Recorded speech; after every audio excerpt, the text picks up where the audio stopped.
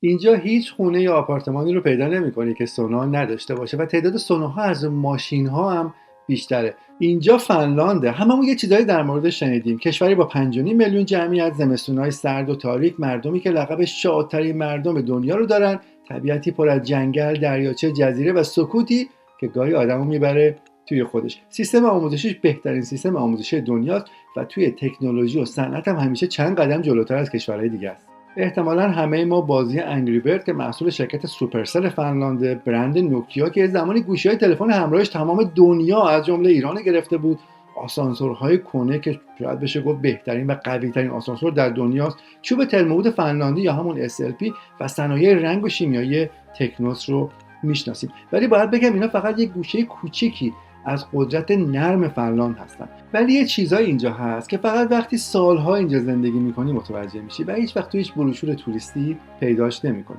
مثلا اینکه میدونید واژه سونا یک کلمه فنلاندیه. بله، فنلاندیا اولین ملتی بودن که سونا رو ساختن و هنوز هم یکی از مقدس‌ترین بخش‌های زندگیشونه. تصور کنید توی کشور توی تمام خونه‌ها و آپارتمان‌ها حداقل یه دونه سونا وجود داره. توی بیشتر آفیس‌ها هم و شرکت‌ها سونا وجود داره. یعنی 5.5 میلیون نفر جمعیت فنلاند، 3.5 میلیون سونا در این کشور وجود داره. یه موضوع جالب اینه که بسیاری از جلسات رسمی شرکت‌ها و بیزینس‌ها داخل سونا برگزار میشه و تصمیم‌های خیلی بزرگی رو اونجا میگیرن. شاید برای اینه که اعتقاد دارن توی این محیط گرم و چوبی سونا بدون لباس رسمی، بدون کراوات یا چیزای شبیه این، آدما با صداقت بیشتری با هم حرف میزنن.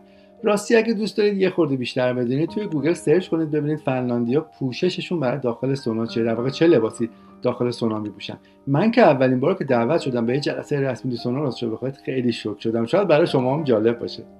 بعدش هم که نوبت یه سنت خوشمزه است، ماکارا.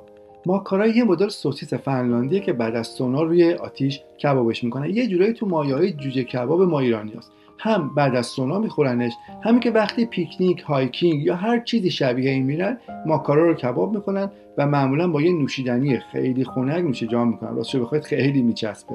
حالا یه نکته جالب دیگه در رابطه با فنلاند. میدونید سانتا کلاوس یا همون پاپا نوئل خودمون اصالتا فنلاندیه؟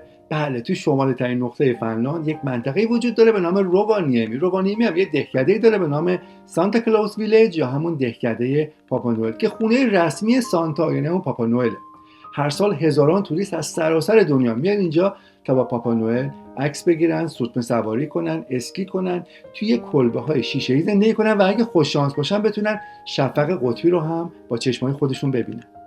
دیگه چی دوست دارید در مورد فنلاند بدونید؟ مثلا اینکه چرا فنلاندیا هیچ وقت پس‌انداز نمی‌کنن و عملاً هیچ سیوینگی در زندگیشون ندارن؟ یا چرا فنلاندیا بزرگترین مصرف کننده شیر و قهوه در جهان هستن؟ نیمه شب آفتابی در فنلاند چطوری امکان داره؟ یا مولوتوف کی بود و چرا فنلاندی‌ها نوشیدنی کوکتل رو براش درست کردن و اسمش هم گذاشتن کوکتل مولوتوف؟ و یا اینکه فنلاند چطوری به کانادا که خودش صادرکننده خیلی بزرگی توی چوبه میتونه چوب صادر کنه؟